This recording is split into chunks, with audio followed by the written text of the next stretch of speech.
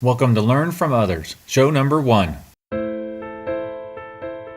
This is Learn from Others, where we interview a cross-section of successful individuals so you can learn from their experiences, achievements, and even their mistakes. We ask 4 questions that will educate and inspire.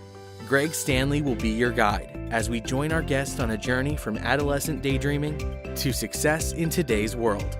Join us on this adventure as we learn from others together. Welcome to Learn from Others. This is Greg Stanley, and I'm excited to introduce our special guest, Abe Moreno. Abe, thank you for taking us on your journey.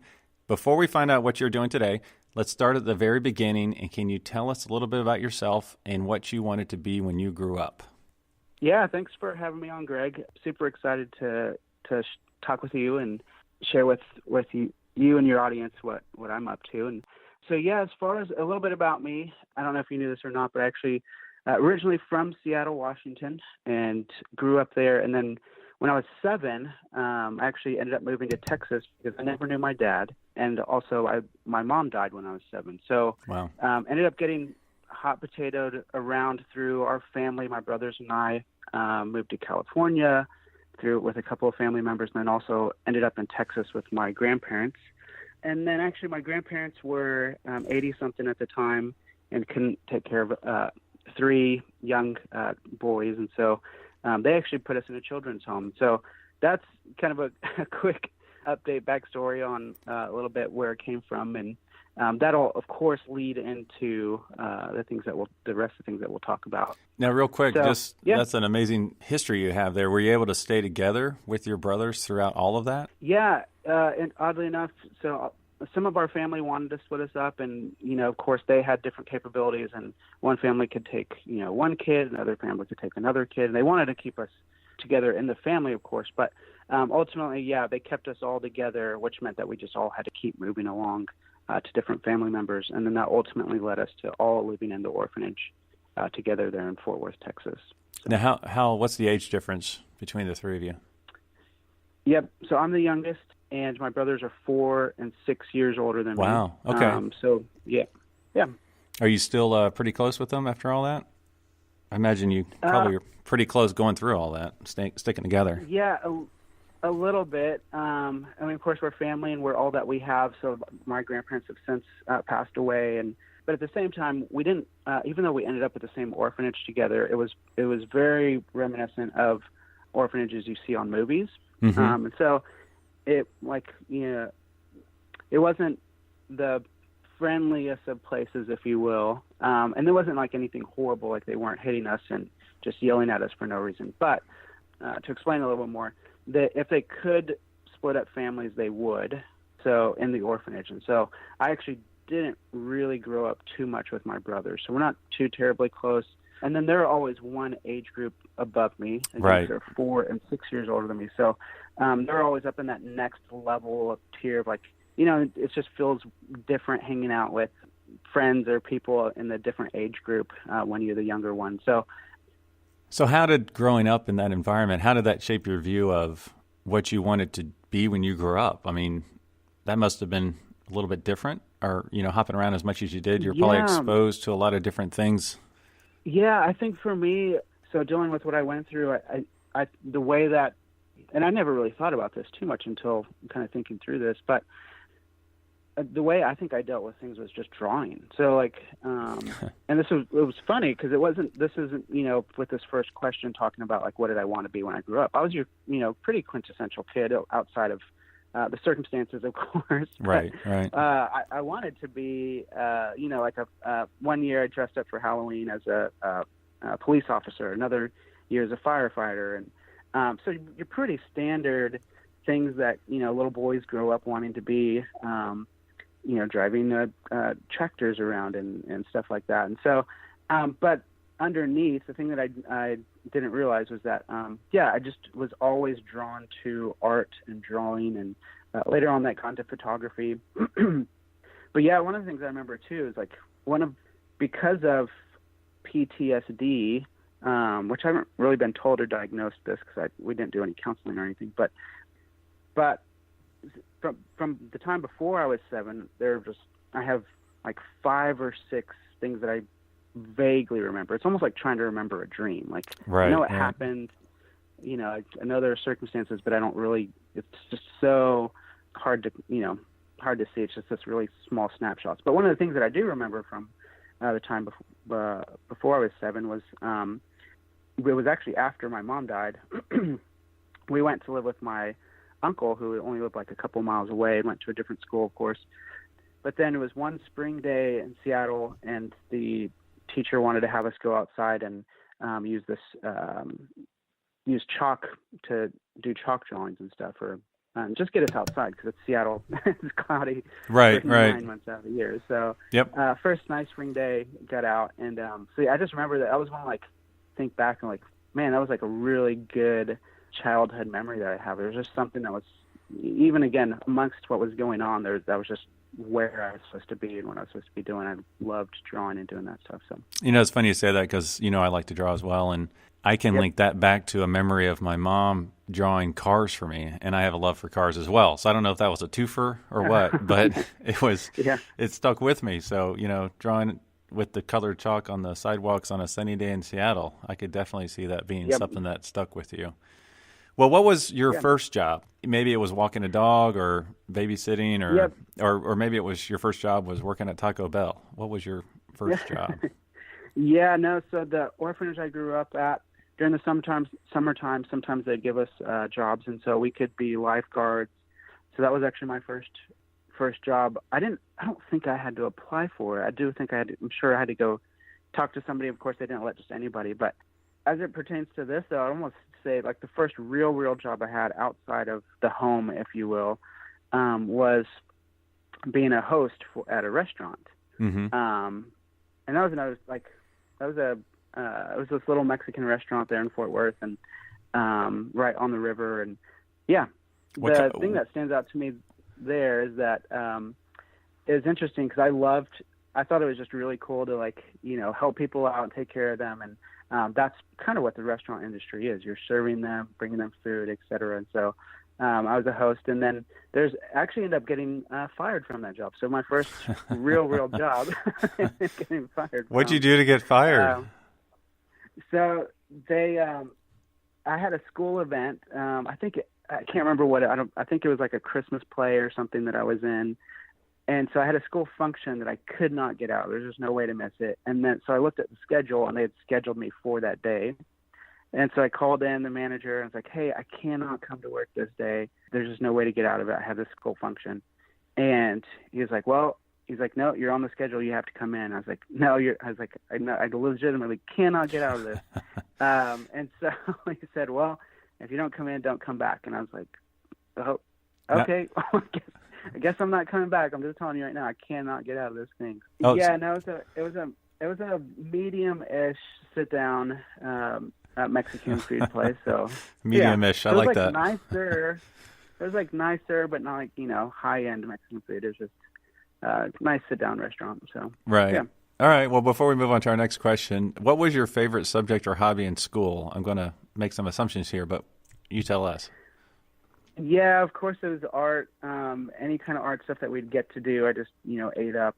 And probably maybe a good secondary one was anything like history related was another big thing for me, because just hearing these stories and hearing how these different events played out and how we can learn from those things was just always fascinating to me to dig into. It's like, whoa, this country was built by these people that did these things. And so, those probably top two.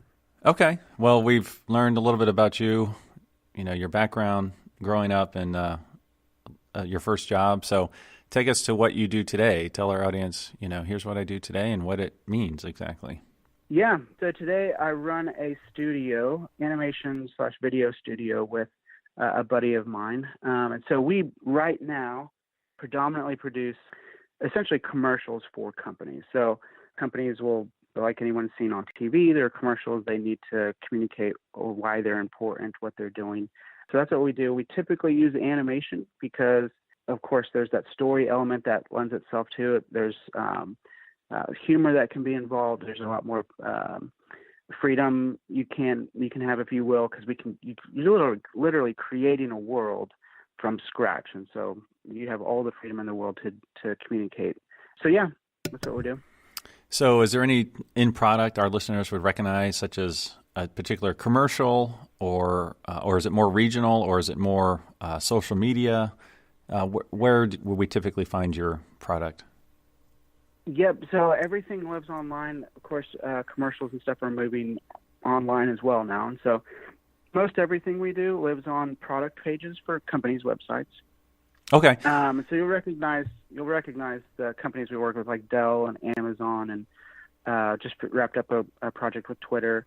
But most of the products we're working with are B2B, business-to-business type products, and so they're more business-related. Most everyday consumer wouldn't have heard about them, with the exception of we are doing some stuff with Amazon's Alexa team, and of course, most people are familiar with Alexa devices. Yeah, she's all over the place. So to clarify, animation, the old school, hand-drawn, hand-painted, cells and everything, that's pretty much non-existent nowadays, correct? It's mostly online, computer, vector graphics. I would say it's almost 50-50, actually. Really? So, okay. The cell, well, let me clarify. The drawing it out on paper, that doesn't exist that much anymore. Everything is in the computer. However, it's the same process. Cell animation still exists, and that's typically where your best animation comes from, is from actually still doing the old frame-by-frame cell animation. But, however, of course, with the invention of computer programs, et cetera, things have gotten a lot easier, a lot simpler, a lot faster, more efficient to do. And then there are things that you don't need to do cell animation for, because you can not cheat it, but you just don't have to do frame by frame, because you can now rig up characters and have them move the way you want them to move, and it's as opposed to having to draw every single motion. So a little bit of both still exists, but yeah, all of it still is on the computer. Right. Okay. Well, now, how did you get into this? Like, what was your career path, so to speak, and what jobs in the past kind of helped you achieve or get to where you are today? Where there were some skills, some education you garnered in the past that you find help you out tremendously right now? Yeah. So I'd say, well, I went to school after high school. The home that I went to, they give you a few $1,000 and say, good luck. Most of my friends did not go to college. They, spent their couple $1,000s on whatever. But anyway, I ended up going to community college. And it's funny, I didn't realize until I think I was a late junior year in high school, maybe a senior year. I was talking to one of the guys that works at the home, who I'm actually still really good friends with today.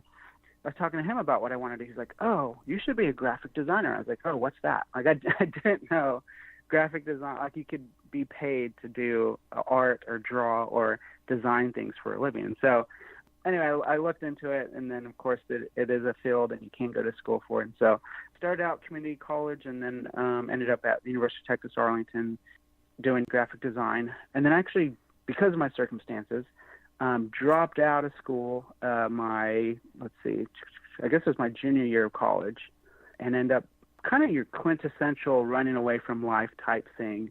Moved to a different city. I moved back to Seattle and ran away in hopes of, if I find a new city with new people, new things, then that'll make life better. That's not the case. Everyone tells you, and that's what I tell people too. Still, and I that's why I happily and openly share my story. But at the same time, like, moving to Seattle was, one of the best things that happened to me and got me to where I am today. So I'd gone through enough school, college I was already going through an internship and was moving into my last year. So there wasn't too many classes I had left to take. And then I, to a degree, had a little bit of a leg up on students because I'd just always been drawing, always been into visual communication. Like I said, I moved some into photography as well. And that's actually what I thought I would do going into high school and stuff. I thought I would be a National Geographic photographer. Like, that was my goal. And then it was because I loved, and I still love photography, but I like graphic design stuff more. So long story long, went to college for graphic design and got pretty close to finishing, but then ran away to Seattle, got a graphic design job there. So yeah. Been chugging away ever since. Yep. Yeah. And then as far as how that led to me to where I am today, and what I would kind of recommend for people is that, a lot of people, they in college they get, just kind of random odd jobs, but it was nice to get in and have an internship. I just learned so much in my internship, and then that gave me the ability to find jobs. And so your first initial internships are basically paid education, like they pay you to Right. come and learn from them. And then even once you get further into your career, like, you need to come in with the skills to add value so that they can pay you for the value you're adding. But at the same time, you're going to learn so much stuff, and I did. And so that's what I eventually got moved over to a video company. And I'd never thought I would do anything video before, because, like I said, it's more graphic design stuff, more print and static imagery that I was into up to that point. But landed at a company that specifically did video, and really similar to the company that we have today. But so yeah, I landed there for about 6 years, and then 6 years in, that company was shrinking some, and I got caught in the round of layoffs, and connected with a buddy and decided to start our own studio. Right. Yeah. A couple things you said there kind of struck a key. Round of layoffs. I've been subject to that as well. That's just a common thing you have to prepare for. I think going out on your own is a great solution, because the only person that's going to fire you is yourself, so, and putting I found that typically I always succeed wherever I go. So, why not put that burden on your own kind of type of business, so that's really cool. Then also the internship, I think internships are so important. And like you said, a lot of them are paid education.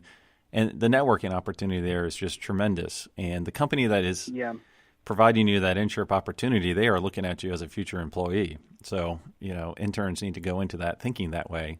If you do well, this could be your next step into an actual career move in working for a company full time. So, well, great. Well, what are a couple of the most challenging and the most rewarding aspects of your job? Because it seems like having your own business, you've got a lot of both. Yeah. So there's a lot of challenging stuff, of course, like, wondering, are we going to stay in business? Where's that next job going to come from? And then it just always does come in. And that's like the life of any kind of sales or business operation is just doubling down, having faith that you're going to make it, and then just keep pushing forward as much as you can. And so far, it's already been 2 years and just crossed our 2-year line. And so, it's cool now to say, man, this I'm not trying to do this thing. It's actually working. We actually have a company now. So but some of the toughest things, of course, are just like with what we are dealing with. We have to come up with creative solutions to visually communicate the importance of these different products. And so that can be really difficult, especially as a creative. That's probably one of the most difficult things as a creative is when you need to be creative 8 hours a day, every single day.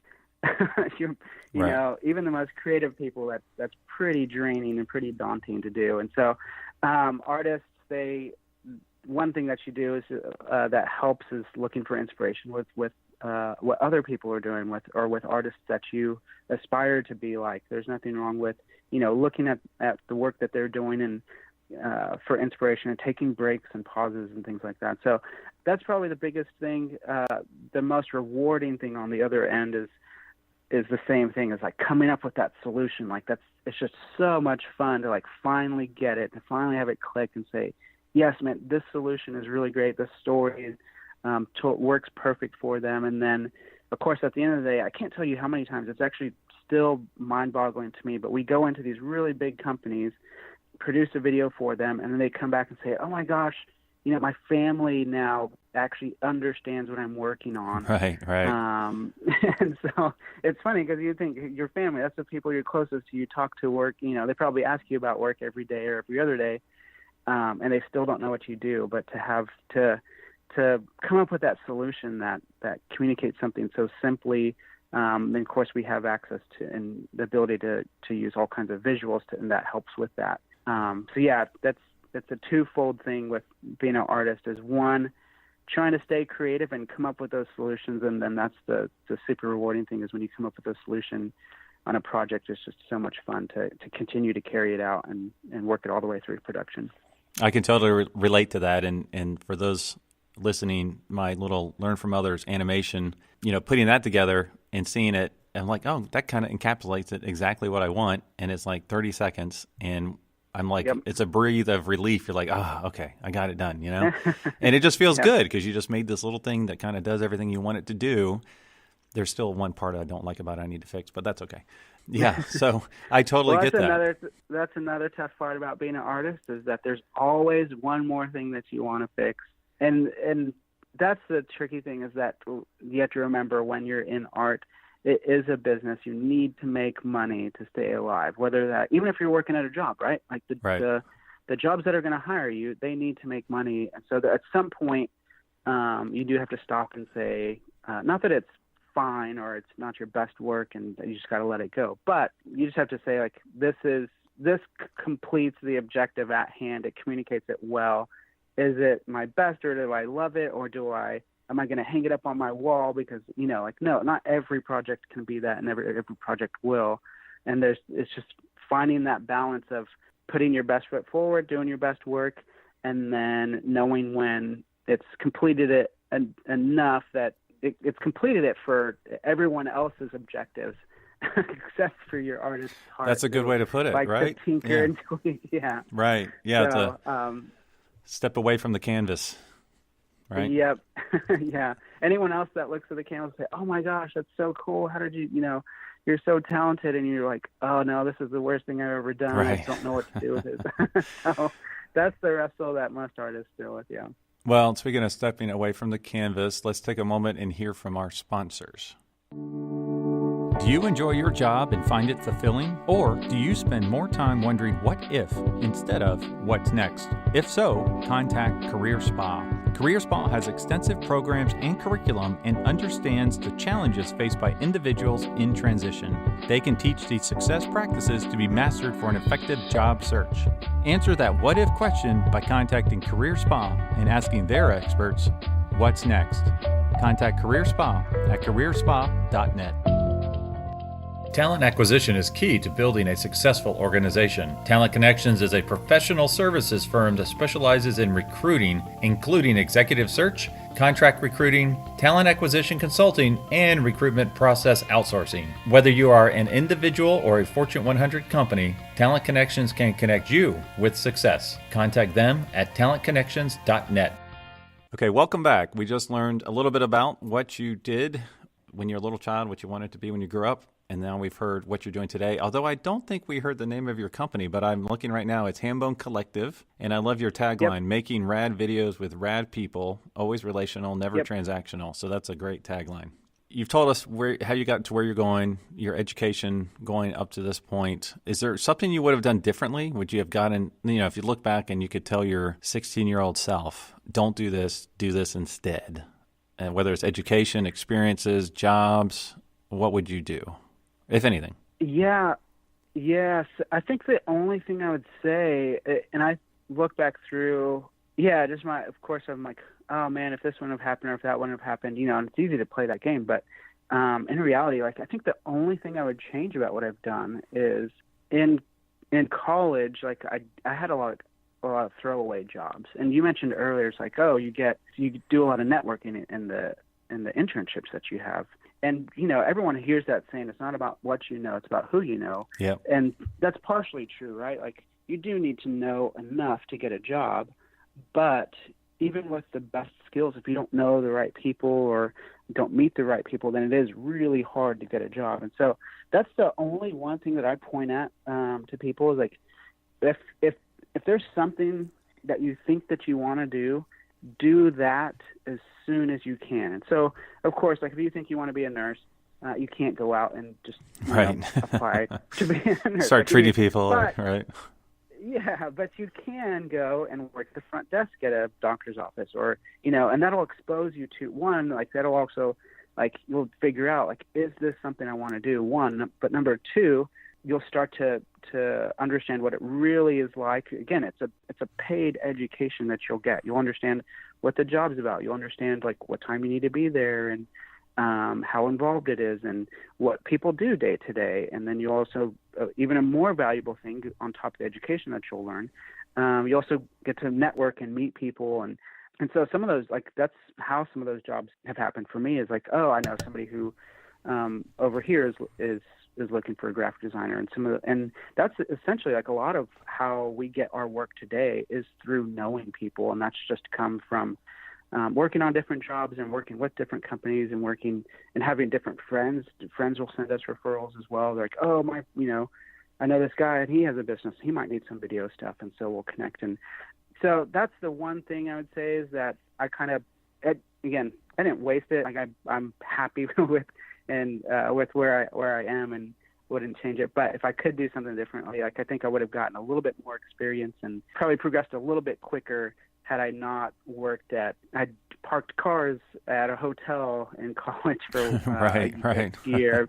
I was a security officer at a place for a little while. And so had I gone and actually worked at an agency and been a front desk person instead of being a security guard sitting at a desk, like that, I think would have been a lot more valuable. And who knows, that could completely have changed the trajectory of what I was doing. But like I said, super happy with where I'm at. Right. And so that's my always one recommendation to people. Yeah, and also a good point, if you're working at a front desk at a hospital because you want to be a nurse one day, you might find out, I don't want to be a nurse, but there's this other job here at the hospital I'd love to do. It really opens your eyes up to the opportunities there. So yeah, absolutely. And that's a tricky thing with like college educations these days. I feel like most people I talk to, they say, oh, I got my degree in X, but now I'm doing Y. Right. And it's just like, yeah, you got your degree, spent all this money, spent, 4 or 5 years on this degree, applied for a job, got it, hated it, and now you have to find something else. So right. That's another big reason that I suggest that as well. So, yeah. Now let's make the assumption someone in our audience wants to be a graphic designer or have their own design firm. What advice would you give them, and is there like a typical career path that you would recommend? Is there any particular schools you think, that's a great place to go, I wish I had gone there? Any type of advice you'd give someone who is looking to go down the same path you've taken? Yeah, absolutely. So to be honest, I'm not 100% on college for certain professions, right? So like a nurse or a doctor, they need to know what right. They need to get a college education. An artist, that's definitely up in the air. I've met some people that didn't necessarily need college because they're pretty stellar where they're at. They just, they've always loved art. They've been doing it. And so I can't make that call for anybody, but I would say that I wouldn't staunchly say that you need to go to college to get a degree. It really does help if you don't know where to start, if this is something you want to do and you haven't been drawing for, your childhood, because that's what's going to teach you all of those fundamental skills to actually get you to the point where you can actually land a job and be proficient at what you're doing. So the other thing I would say, long term, if you're wanting to start your own studio or agency or start your own business, for me, the most valuable thing that I did to start my own business was to work in a business. And so I don't think, and as I was in college stuff, I always had the dream of owning my own business. But once I worked for the big agency that I used to be at, again, we worked with literally everybody, Google, Visa, Facebook, at that company. And I developed the skills there. I developed the network there that I needed to work with that level of client. And I also learned so many things about, one, what to do in business. And then also I learned a lot of things, what not to do in business. Right. So, of course, the company I was at was shrinking. There was a reason that they were shrinking that. And again, I don't know all the ins and outs. I didn't know all the ins and outs of the business, but there are things that if it was my business, I would have done differently, et cetera. But those are things, those are $1 million mistakes that I didn't have to make. Somebody else made the millions of dollars mistakes. Right. Yep. And so, working for a company, I would say, whether you go to college or not, work at, work wherever you think that you want to work at and make your way up the ranks there. And then as you do that, you'll just, again, it's a paid education. I'm a firm believer in that. You need to you need to work your tail off and do as much you can, add as much value as you can. But at the same time, like when you're working at a job, like you should think of it as education. There's tons of people there that are have been working way longer than you have, know a lot more that you can soak up information from and soak up wisdom from these people. And I mean, it's literally, if you look at it, it literally is a paid education that you can have. Not everyone does that. Some people, can get into jobs and it's easy to just get in the grind of doing what you're doing. But absolutely recommend connecting with the more seniored people, helping out any way you can, and just learning from these people that are smarter and wiser than you. And that is what ultimately led to me to like, man, yeah, I've gone into these big companies, I've done these big things, and now I feel good about where I'm at, that I can start my own business. Yeah, and some of these big companies, there's less and less nowadays, but they offer tuition reimbursement if you haven't finished your college degree or haven't even started. And that's, again, paid education that I jumped on to finish my college degree 10 years after the fact. So that is a great perk if that is offered at a place you're employed. So, well, cool. Are there any current projects you are working on that you would like to share with our listeners, or the best way to reach you?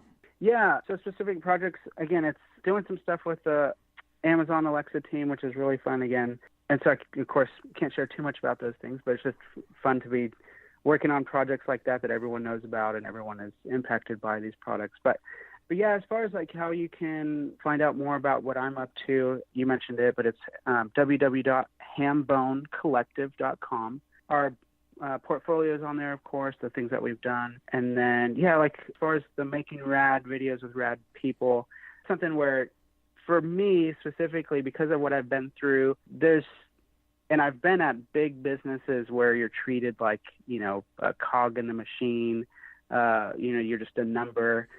Doing your thing, making money for the business. And so as far as us and what we're doing, what I'm specifically doing and so excited about running my business is that we're all about taking care of the people that we work with, both our clients, coming up with creative solutions, and then also the freelance team that we hire up on projects, taking care of them as well.